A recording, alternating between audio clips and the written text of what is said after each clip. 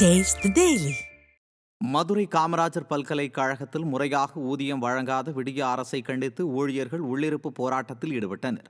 ஊதியம் மற்றும் ஓய்வூதியம் முறையாக வழங்கப்படாததை கண்டித்து மதுரை காமராஜர் பல்கலைக்கழக பேராசிரியர் சங்கம், ஓய்வூதியர் சங்கம், SC/ST அலுவலர் நலச்சங்கம் உள்ளிட்ட சங்கங்களின் சார்பில் உள்ளிருப்பு போராட்டம் நடைபெற்றது.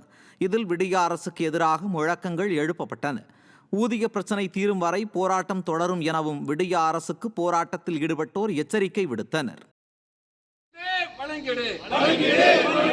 சம்பளத்தை வழங்கிடு, வழங்கிடு, வழங்கிடு, சம்பளத்தை வழங்கிடு, அரியஸ் வழங்கிடு. காலம் தாழ்த்தாதே, காலம் தாழ்த்தாதே, காலம் தாழ்த்தாதே, காலம் தாழ்த்தாதே. இந்த சம்பள பிரச்சனை மிகப்பெரிய அளவில் பேராசிரியர்களை பாதித்துக் கொண்டிருக்கின்றது.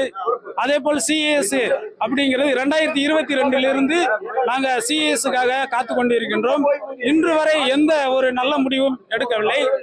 அதே போல நாங்கள் 4 முறை இந்த மதுரை காமராஜர் பல்கலைக்கழக பேராசிரியர் சங்கத்தின் சார்பாக 4 முறை சென்னை சென்று தலைமைச் செயலகத்தில் சில அதிகாரிகளை சந்தித்து வந்தோம்.